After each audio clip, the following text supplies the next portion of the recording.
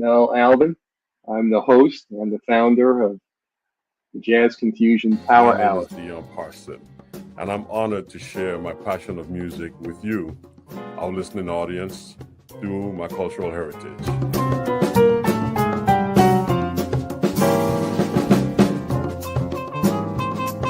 Things can change for you too. If you want to be brand new, that is absolutely possible.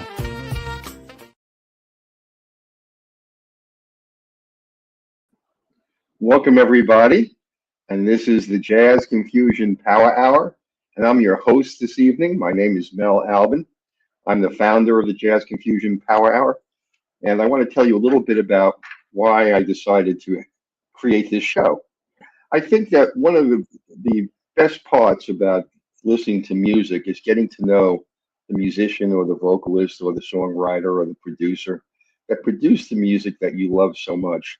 So I want to take you backstage. I want you to get to know and hear the story about how each musician goes about creating that music, which is a labor of love. It's not something that they stand up and just sing or perform or play.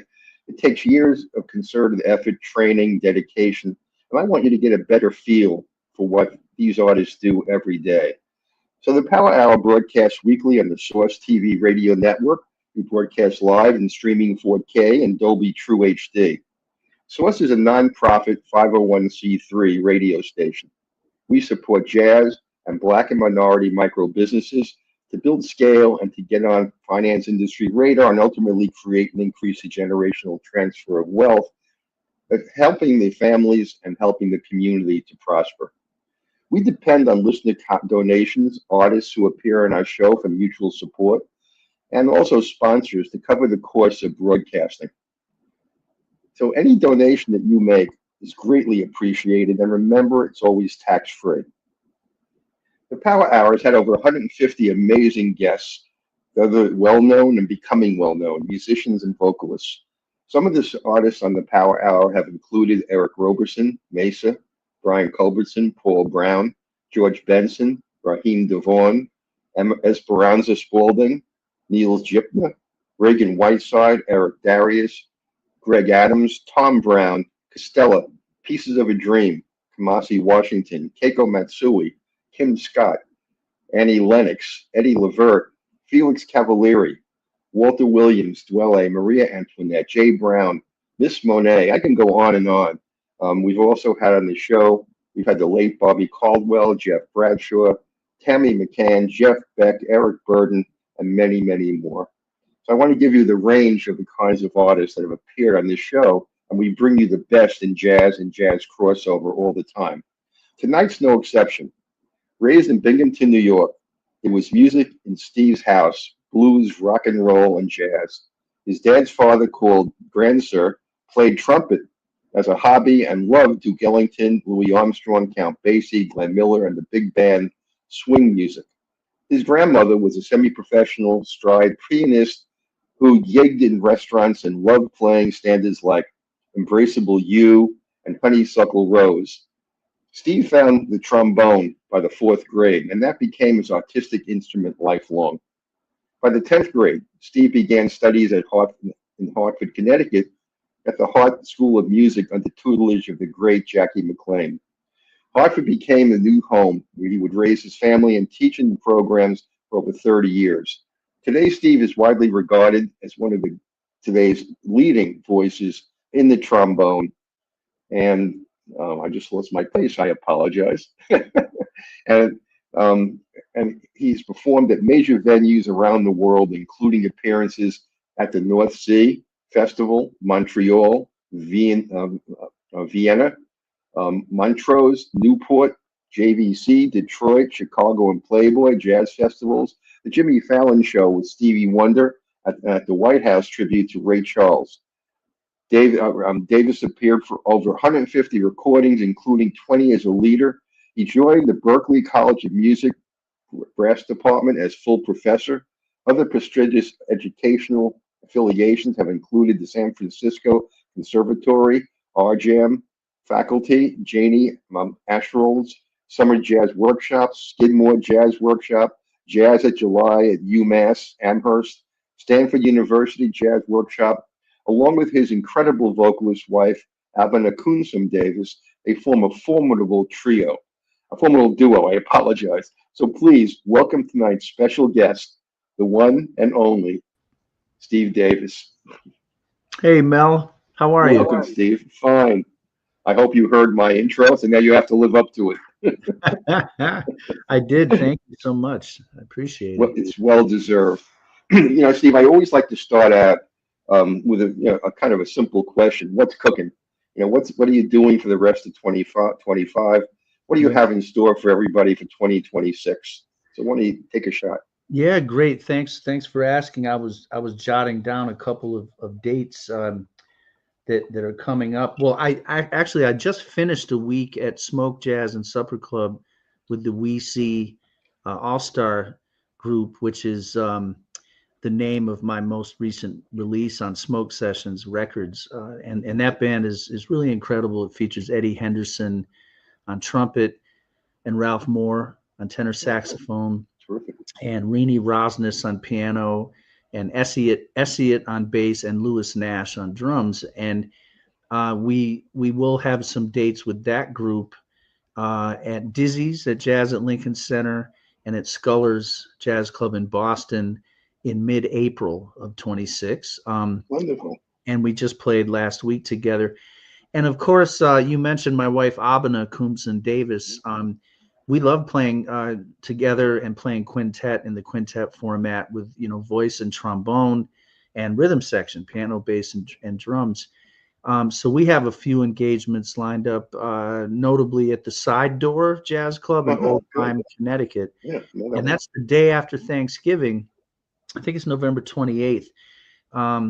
So, some folks out there listening might want a little Connecticut Thanksgiving weekend getaway. The Old Lyme Inn is charming, and we'll be there at the Side Door playing on November 28th. Wonderful. You mentioned Essiet. He's one of the only people who have the same first and last name, Essiet. That's right. Yeah. And he was just on my friend's show, who has a show on my station, who I know you know. The show is called Sounds of the Diaspora with Dion Parson. Oh, Dion, yes. Oh, great. Yeah. I met Essiet just recently on his show. Yeah, he's an incredible bassist and a really great guy. Yeah. Yeah. Good, terrific musician. Look, I want our listeners to know more about you. How did you become the artist you are today? So I want to start off, tell everybody a little bit about your childhood, where you grew up, your musical influences. Let me just tell people about that. Yeah. Excuse me. There was always music in the house, and in my family. I heard you refer to some of that. My parents were big listeners and music fans, and my father eventually played electric bass as a hobby. He was a newspaper journalist for many years, and my grandparents were also newspaper folks. So it was kind of like this sensibility around, as far as music goes, that there was just a great love and respect and admiration for jazz musicians, for blues musicians, rock and roll and folk musicians, and some classical music too. So I was lucky. I grew up in an environment where music was always playing, and we'd go see people play wherever we could. And then in Binghamton, New York, it just so happened that I came up with a real cadre of talented young musicians, people like Dina DeRose, the jazz vocalist and singer, Tony Cadleck, who's a great, renowned lead trumpet player and trumpeter in New York all these years, and John Hollenbeck, the drummer, saxophonist Chris Jensen, guitarist Tom Dempsey, and a gentleman named Maurice Taylor, Reese T, who's a talented guy. So, we had a whole group of us that were interested in the music, and we had a lot of support from our teachers and people in the area like Al Hom at SUNY Binghamton, a pianist named Doug Beardsley. They both passed on. And perhaps the coolest thing is that the great bassist Slam Stewart lived in Binghamton, New York, upstate New York, of all places, the last 20 years of his life. So I grew up playing Little League Baseball at Recreation Park on the west side of Binghamton, and we just knew that this cool jazz slam jazz guy lived in the house past right field, having no idea that this is a guy who played with Lester Young and Charlie Parker and Art Tatum and Billie Holiday. And so I got to meet him, and we heard him play. He would come into the schools, and so by the time I went through high school, I was very into jazz music and ready to go out into the world and pursue it. Maybe I missed this, but how did you come to the trombone? That came around last for me. I started on trumpet. I wanted the saxophone, but I was sick the day that they doled out the instruments. So trumpet was my second choice, because my grandfather on my dad's side, he played it as a hobby. He'd play when the Saints go marching in, and he could belt that one out. So I loved the trumpet. And then I got braces. And in 1978, when I was 11, they were railroad tracks in your mouth. Right. So I had to switch. My band director named Mr. Ross, who was an Eastman graduate and classically trained, but he had the foresight to tell me, Stephen, you can switch to euphonium or baritone horn, same fingerings as the trumpet. I can read the same B flat treble clef parts, but the mouthpiece would be bigger, and I was a little guy still, and it didn't cut my lips as much. And then I went from 11th cornet, in the trumpet section, to the only baritone horn player in the little concert band, in elementary school. And I fell in love with the sound and realized that, hey, sometimes I'm with the trombones, and sometimes I'm playing little runs with the woodwinds. And hey, this is kind of cool. Sometimes I'm the tuba sort of, and sometimes I'm not. And so I really loved that through junior high. And they conned me into the sousaphone for a while. And I was just kind of happy-go-lucky, just trying anything. And finally, one of my teachers, Mr. Mayola, in the stage band or the jazz band in junior high school, he suggested, you really, if you're interested in jazz, you should learn slide trombone. And I had one 10-minute lesson at the end, the last day of school. Mr. Ross, who was the brass guy, he gave me a student model horn to take home for the summer, and said, he showed me the correlations of the fingerings to the slide. Open is first, second valve is second position, first valve is third, 1 and 2 is fourth, even with the bell, etc., all the way down to seventh, and said, good luck. And so I went home for the summer, and I was trying to play along like with Keith Richards licks with my Rolling Stones records on trombone, and anything I heard, it didn't really matter. And I really was a little bit of a barbarian, I would say. I didn't really have any formal trombone lessons for a few years after that. So I really kind of found my own way. And looking back, I wouldn't trade it for the world, because I developed a kind of natural feel. Eventually, I had to get with the program and get some real lessons, and going. I've had a couple of other trombonists on my show. I've had Jeff Bradshaw. Jeff was never learned to read music. His dad told him to emulate the vocals. Yeah. Oh, yeah. Trombone. I believe it hearing his playing. Oh, yeah. Absolutely. Yeah. He's great. Yeah. So he has a totally different style. And people don't realize that, the trombone, you have two valves, you have a slide, and you have multiple possibilities, with how sound is created. And it always fascinates me. To me, it's one of the most complex instruments, not simple, but complex. Yeah. It is. It's the slide trombone without all the trigger like attachments and stuff, just the pure straight typical trombone, which is what I play. I mean, there are different sizes and models, of course, but once I got that in my hands at around 14 years old, 15, and then I realized I didn't really understand it yet, but you sense that this is the most direct horn that I could play. There's very little impedance. You just, you play it, and it's a very pure tone. And another thing about the trombone is that it sonically it rests and resonates right where the male voice resonates. It's literally right where I talk and sing, and it's right there. So you mentioned Jeff Bradshaw and singing through the horn or emulating singers, and that's in a different style, of course, but that's exactly what I try to do, is just sing through my horn. Yeah, it's really wonderful.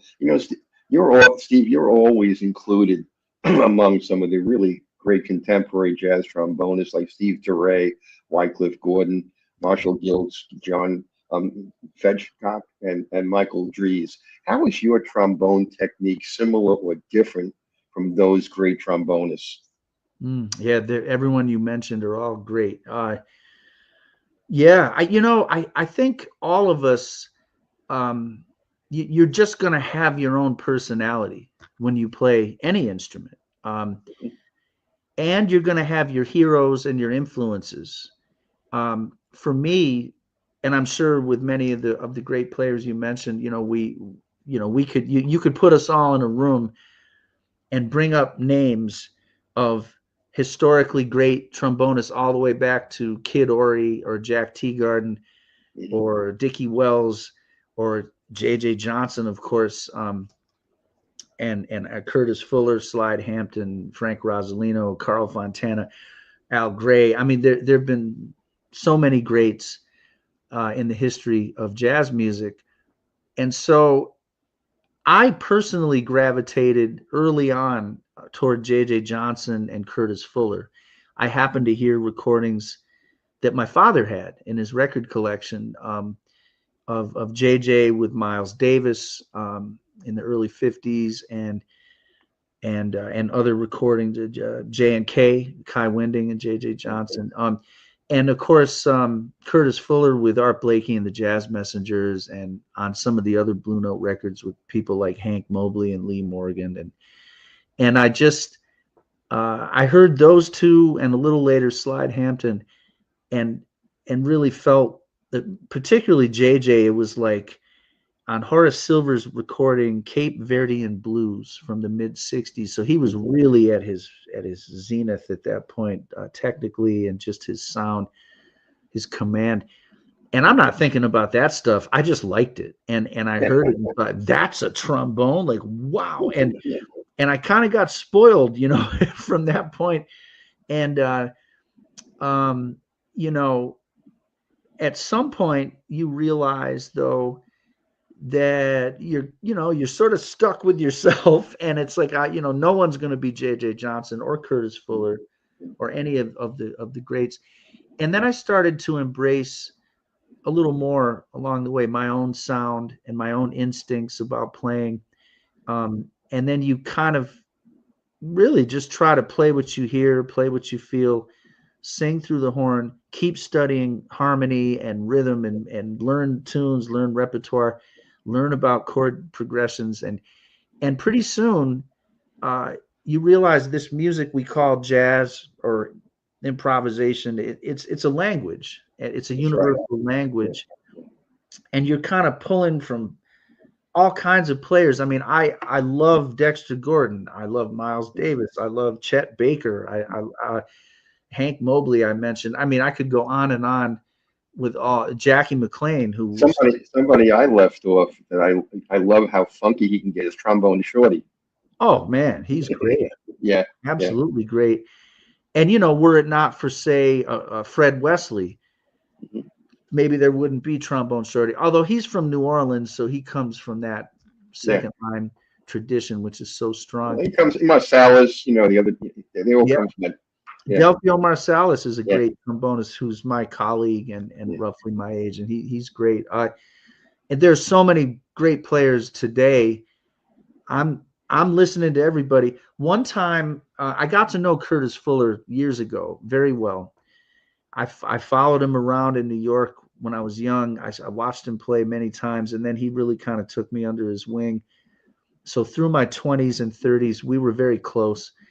And he told me one time early on, he said, Stevie, I'm not trying to win any trombone Olympics. He said, I just want to play some pretty melodies. And I thought, well, you do that. And I think you kind of already have won the trombone Olympics, but it sticks with me that his humility and soulfulness always shine through first, and he dazzles technically on the trombone. So let's let people hear some of your work, and they can hear the voice of your wonderful wife, Abina. Let's play Paper Moon, which I've always loved that song. And you and I were talking before the show started. It goes back to 1932. But why that song? Why did you and Albin choose it? And tell us a little bit about the background. I'm trying to remember. That's Harold Arlen and Yip Harburg. Is that right? The Tan. I think that's one of the great American songbook standards. Of course, I was aware of the song, and there are different great renditions over the years. But when Abina mentioned that she really liked it and wanted to do that, and she picked the key of C, and it just sits so nicely on her voice. Her voice sits so beautifully for that tune and that key. And once we got together with Rick Germanson on piano and Nat Reeves on the bass and Willie Jones III on the drums, and we just and Rick and I especially, we were able to find some nice little accompaniment phrases, and we never wrote them down. We just kind of played it on a gig, and then we've kind of found some things, and we played it again, and we kind of look at each other, hey, and you don't even have to say it, you just know, hey, that works, like keep that in, and that little lick there, keep that in. And so the arrangement just kind of came about organically over a period of months, and then when it was time to record, we really had something together on it, and it feels natural, and I can't wait to hear it again. Let's play Paper Moon for everybody. This is Steve Davis and the wonderful vocalist Abina Kunsum Davis. So let's hear Paper Moon.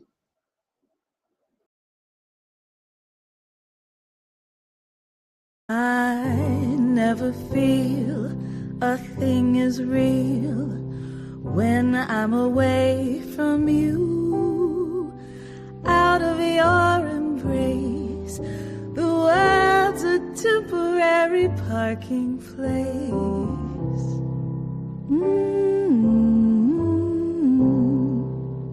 A bubble for a minute.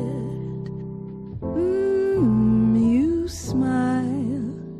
The bubble has a rainbow in it.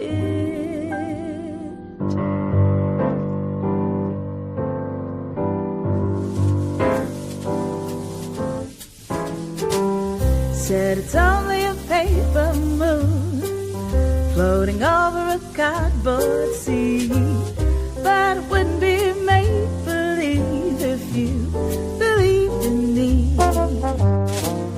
Said it's only a canvas sky hanging over a muslin tree, but it wouldn't be make-believe if you believed in me. Without your love, it's a honky-tonk parade. Without your love, it's a melody played in a penny arcade. It's a Barnum and Bailey world, just as phony as it can be. But it wouldn't be make-believe if you believed in me. Say do-da-ding-dee-da, do-do-ya-do-da, dip-ba-ba-do-ya-do-da-ding-dee-da. Say do-do-do-do-do-ya-do-da, do-do-do-do-do-do-do-ya-da. So do ba do la do ba do da do ba do la do la do la do do ding ding out. So do ba do ya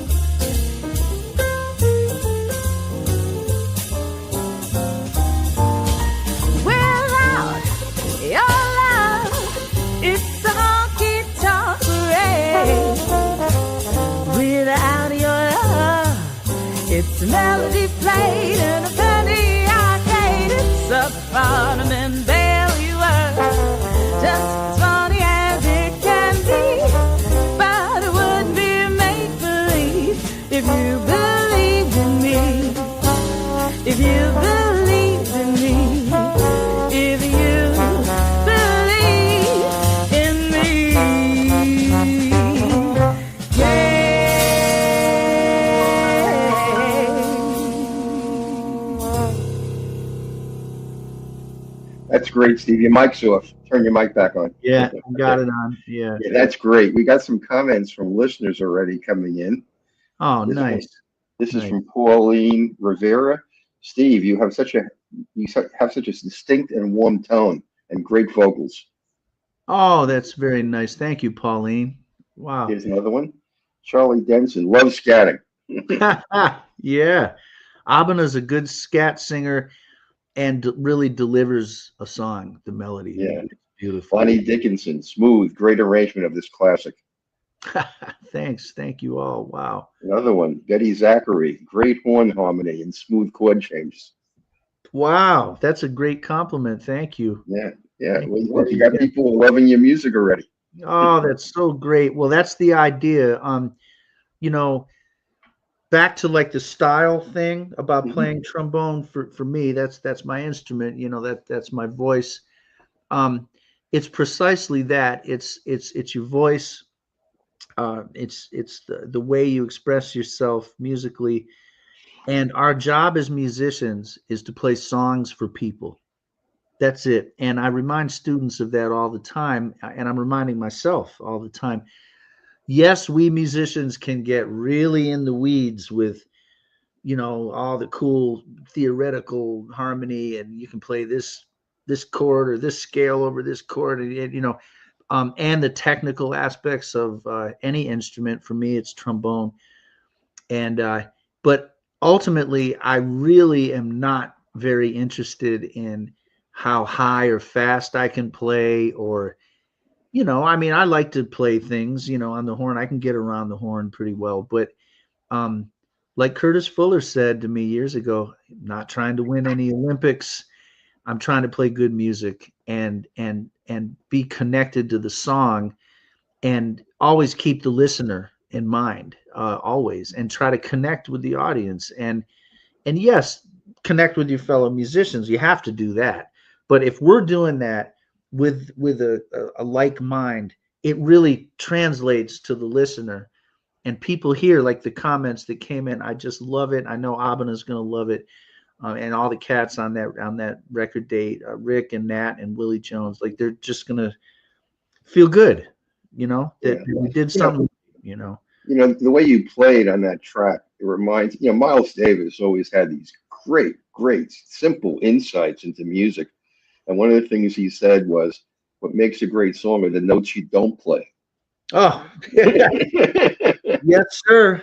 Thank you, Miles. Yeah. It's true. And when you have a great rhythm section like that one, and you want to leave some room for the music to breathe when you're soloing. Yeah. And don't fill up all the spaces. I had the great fortune to play with some over the years. I'm looking back, having to pinch myself, like, was that me? Did I really get to be in all these bands and with all these greats? And to this day, I'm still playing with some of the best. And so it behooves you to not fill up all the space. Right. Play something, see what you get back. That'll spur you on to play something else, and just be available in the moment is the way I like to put it. And if you're so loaded up with, I'm going to play everything I've been practicing, it's I don't know. It just doesn't do it for me. I prefer the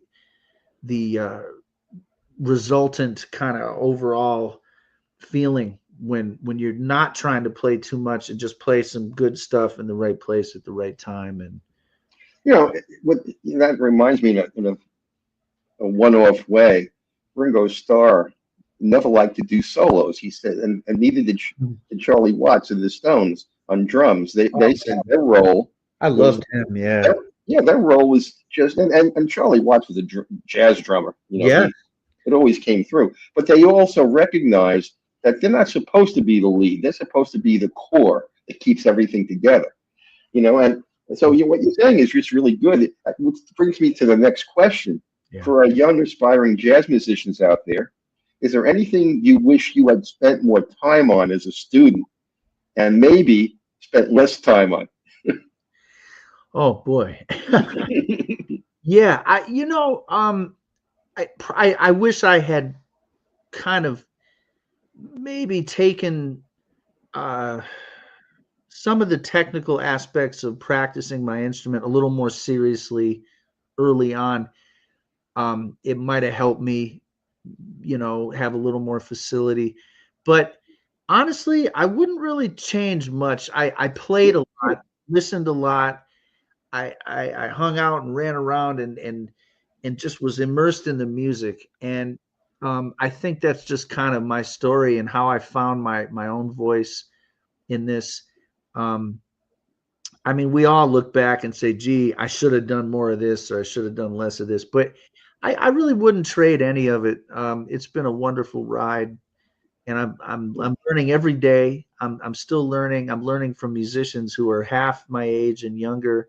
I'm learning from musicians who are still my elders, and I'm learning every time I play and listen to any of the great recordings. You go back in time and listen, and the music always sounds so fresh.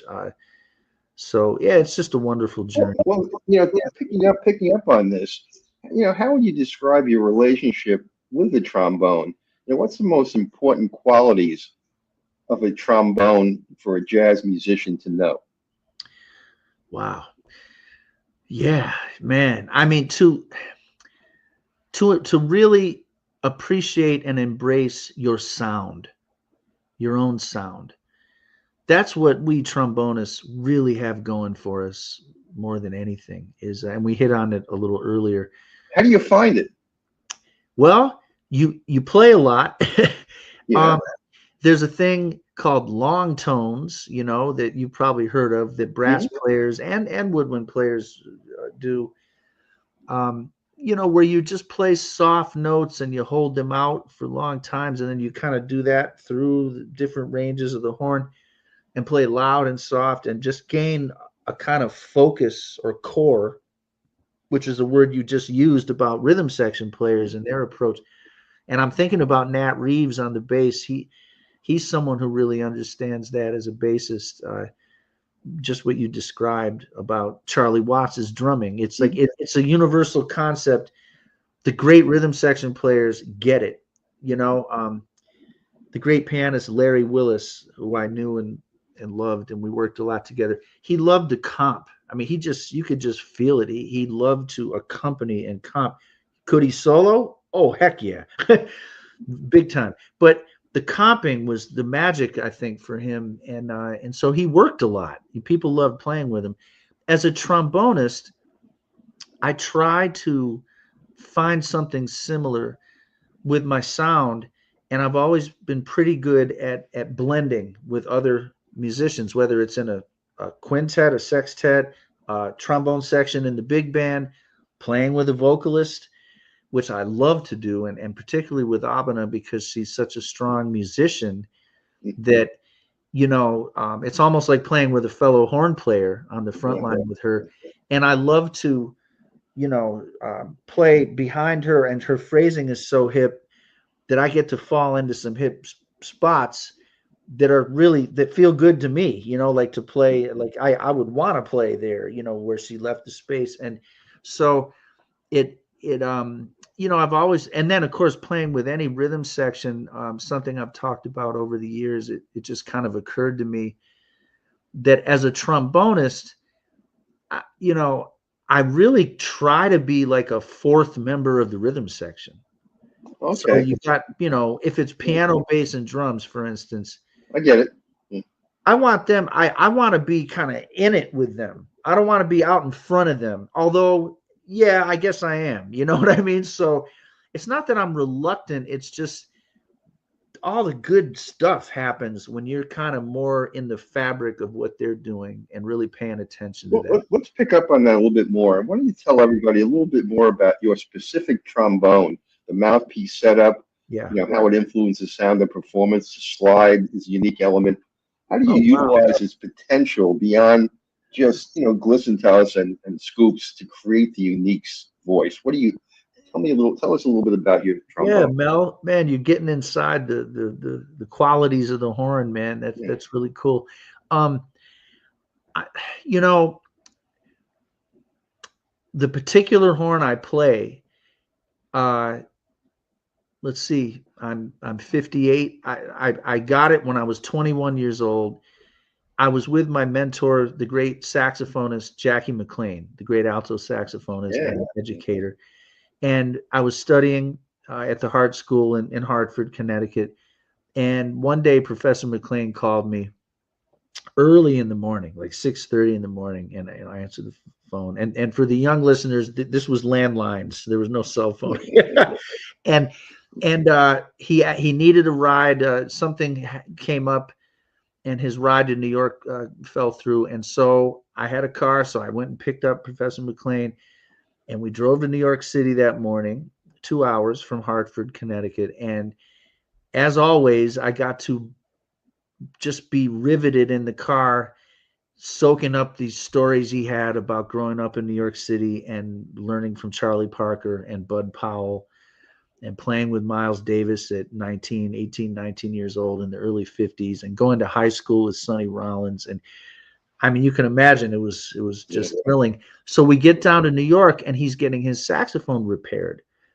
And so at the shop, you know, the repair guy who was passed on years ago, his name was Saul Fromkin, and his apprentice was Roberto, which is now Roberto's Woodwinds in New York City, very famous.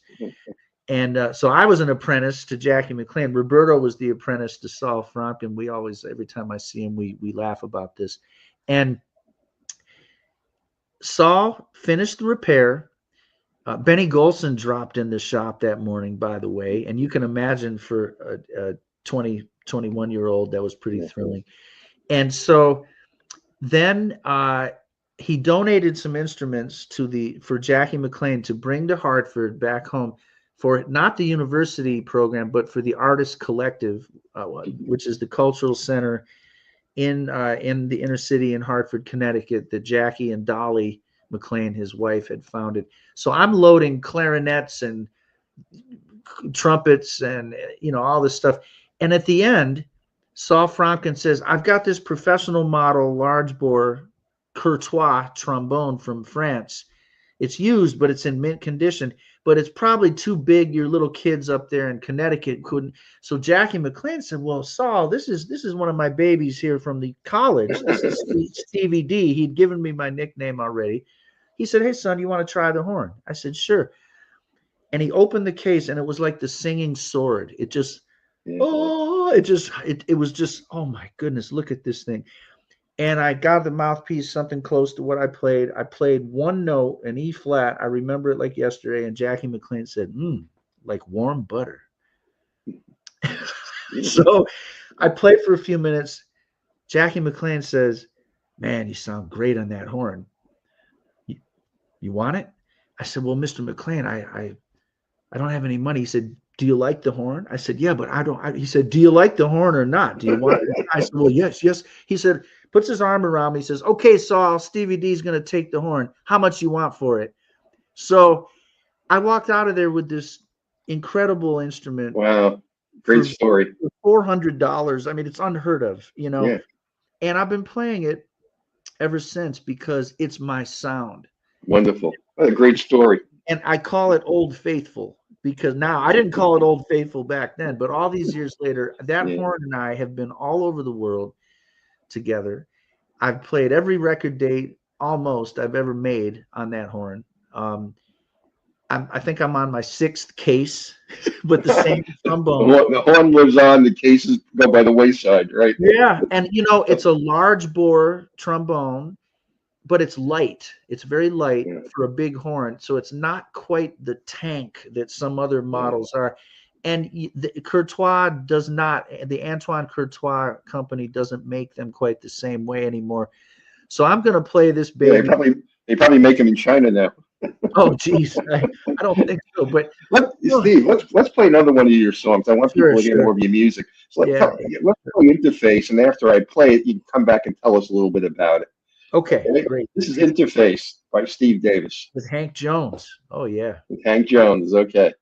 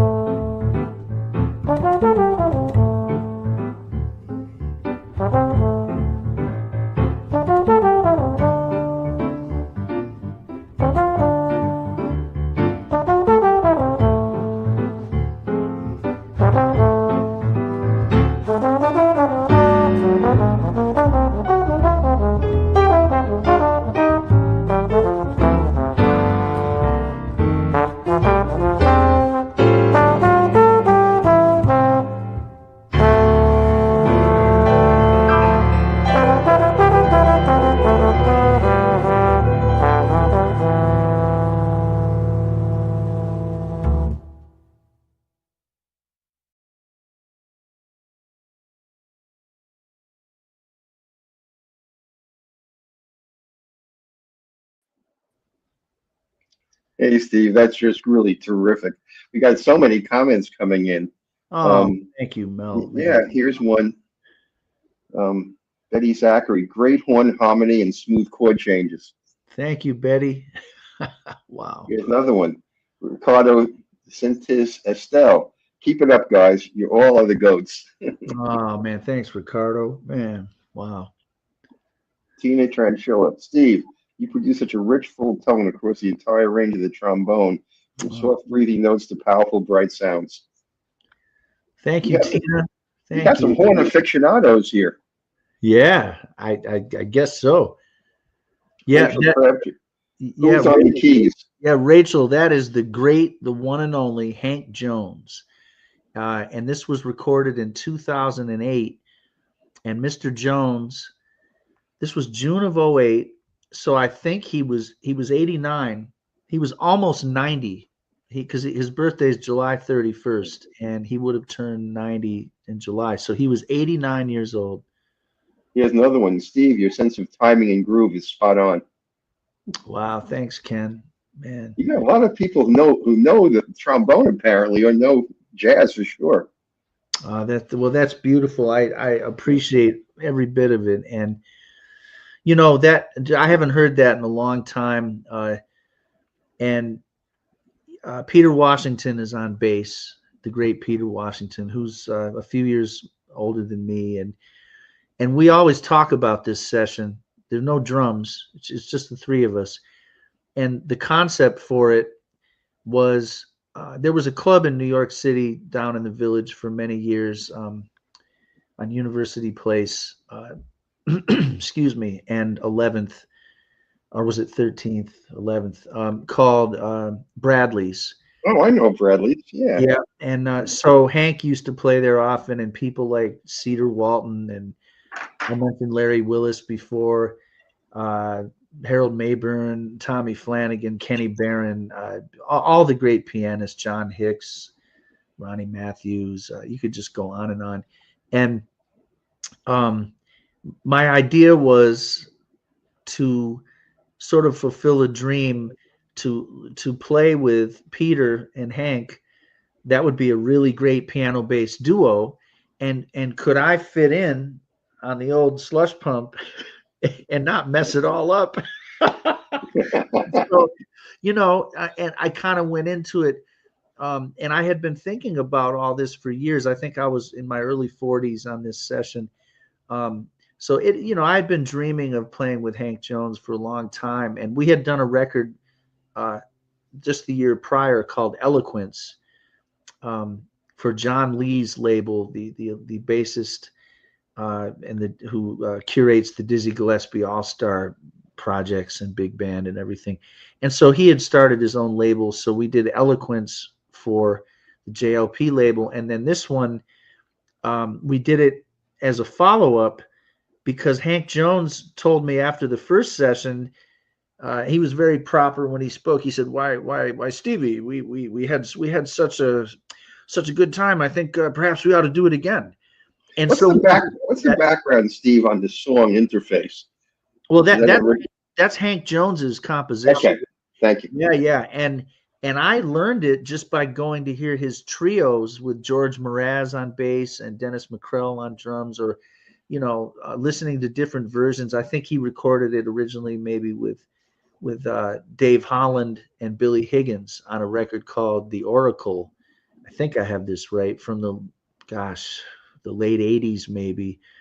And so I used to listen to Hank Jones play trio and solo piano all the time. And this is what I was talking about earlier. Yes, I love the trombone and I love the lineage of great trombonists, but my interest has always been, could I fit with the rhythm sections and my fellow horn players, the trumpeters and the tenor players? If they like you, then you got your spot. You know what I mean? And the trombone club, that's meaningful too. And I love playing in the great big band sections and just being with fellow trombone players. I love that too. But I really always wanted to kind of just find my own lane and play in a way that would kind of blend with, say, complementary. Yeah, and like in a situation like this one, Hank Jones is so elegant. You know, I'm not gonna start blasting off too much. Like I want to play smoothly, and I always want to play kind of like a piano. You know, if I can. You know. Yeah, here's where we are in terms of time. We're running out really quickly. I'm gonna have to have you come back again because there's so much. There's so much I want to cover, but I want to play more of your music. So I want to play VC, and then we can talk a little bit more, and then we can wrap up, with Optimism as a final song. Okay, Mel. So, man, it's such a pleasure talking with you. Thank you. Yeah, I'm enjoying this so much. I mean, the hour's gone by so quickly. It's so I'm going gonna have you back again. Maybe I'll have you back with Albin and both of you on the same show. Oh man, that would be great. That would be great. We would love that. Yeah, I'll love it too. So let's play now the third song of the evening, "We See," by Steve Davis.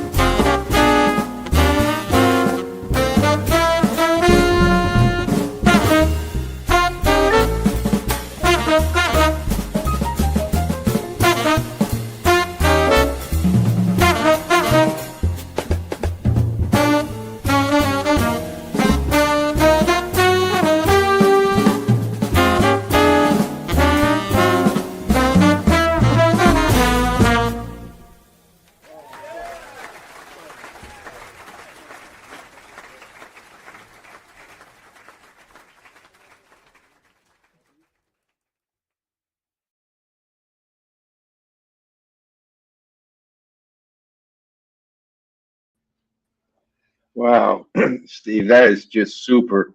We have run out of time. I gotta have you back to do more, but let me throw up a couple of the comments from people. George Beatty, great evening. Thank you so much, Steve and Mel. Love the Power Hour. Okay. Thank you, George. Thank you. Okay. Here's another one. Who's on trumpet? Yep, that's Dr. Eddie Henderson, the great Eddie Henderson. Okay. Here's another one. Ariana Nathan. Love this groove, Steve. Oh, thanks, Ariana. Another one. Bobby Campbell. Steve, you cats have exceptional musical chemistry, individual virtuosity, and a really tight, cohesive, innovative sound. Oh man, what a compliment. Thank you, Bobby. Yeah, that band, the We See All-Star Band, it's a dream band. It's great. Yeah. Yeah. Well, I wanted to get to the last song, but we're really running over time already. Don't even start that, Mel. I played Christian McBride's big band for years since he started it. And, there's his big jazz cruise in January that Abena and I will go on and be a part of. And we're playing NJ Pack in Newark on November 21st, I think it is. And, I wanted to mention a couple things while we're still on the air that I just wanted to be sure to mention. My quintet will be at Scullers in Boston on December 6th coming up, which is a Saturday, I believe. And that features the same rhythm section that played on Abena's record, Where Is Love. Rick Germanson on piano, Nat Reeves on the bass, and Willie Jones III on drums, and a great alto saxophonist that I have a long history with named Mike DeRubo, who's a very special player. Yeah, check him out, Mike DeRubo. So that's December 6th in Boston. Of course, the We See record was recorded live at the Smoke Jazz and Supper Club in on the Upper West Side of Manhattan for Smoke Sessions Records, and I've had a very long, wonderful involvement with that club and label, and I'll be playing there December 28th with an all-star quintet featuring Vincent Herring on alto sax and Eric Reed on piano, and David Wong on the bass, and Carl Allen on the drums. So that's a great band, all-star band. And one other project is David Hazeltine and I, the great pianist. We're going to be starting a new collaborative band called Primary Influences. Vancouver in Canada, right after the first of the year. I think it's the 2nd through the 4th of January at Frankie's Jazz Club in Vancouver. And we have plans to record and play at Smalls down in Greenwich Village in New York City. I think that's January 11th. And that group will feature Steve Nelson on vibes and the great bassist David Williams and the great drummer from Philadelphia, Byron Landum. So yeah, there's some good stuff coming up that I'm very excited about. And Nat Reeves, the bassist I mentioned, he has a new album coming out of his own, which is a really heavy group. Eddie Henderson plays on it. Oh, okay. Eric Alexander plays on it, and myself and Orrin Evans from Philadelphia, great pianist, and Jeff Tane Watts on drums. So look out for Nat Reeves' new record next year as well. I'm glad to hear they're still letting Americans into Canada. Me too. Yeah, I might have to just camp out up there for a while. Things are going. Look, Steve, this has been just a wonderful evening. And I want to have you and Abena back on, sometime, maybe early next year. And you'll have some more music maybe coming out too. And, we would love that, Mel. Yeah, I truly love this evening. And I want to thank you for taking the time to spend with me and with everybody. We had 198,640 people tuning in tonight. Oh, beautiful. So you got a lot of people. Man, thank you, Mel. There's one other thing I want to mention too. I have 3 children. They're all musical. They're all grown now, pretty much. And my son Tony Davis, he's 31 years old. He resides in New York City. He's a great guitarist, and he's got recordings out. And he's got a new project coming out called Jessamine. And he plays all around New York. He works with the drummer Jonathan Barber and his Vision Ahead group and many other things. But Tony Davis, and then there's my daughter Angie, who teaches and sings music in the Hartford area. And then the youngest is Nikki, who plays tenor sax, and he's coming. He's a bebopper. A bebopper, okay. Yeah, but I just wanted to mention them. We're all so proud of everything they're doing. So I'm sure you are. Well, look, Steve, again, it was a real pleasure. If you want to hang around for a few minutes after the show, we can chat a little bit. And again, it was a wonderful evening, and we'll have you back for early next year. Thank you, and thank you to all your listeners for tuning in, and I really appreciate it. Thank you. Wonderful. We'll see you in a few minutes, Steve. Okay, it's a pleasure. Thanks. Well, that was a great Steve Davis. Boy, that time just flew by. There's so much I wanted to talk to Steve about we never got to, and there's more music I wanted to play also. But, they'll be back again, so you'll have Steve, and maybe you'll have Abena here with him. And Abena's been on my show before, too. Now, tune in next week, because next week we have the incredible Mark Williams. Mark is one of the smoothest R&B and soul vocalists you'll find anywhere. I think you're going to love his music. So be sure to tune in next week for another great edition of the Jazz Confusion Power Hour. And I'm Mel Albin, wishing you all a great week, and we'll see you next Thursday. Good night, everybody.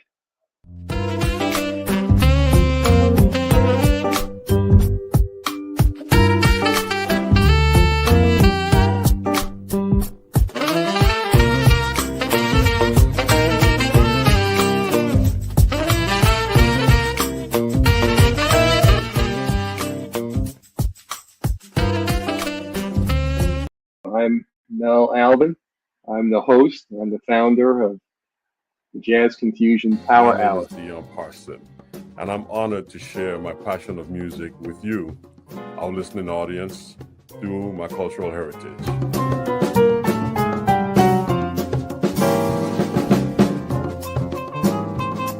Things can change for you too. If you want to be brand new, that is absolutely possible.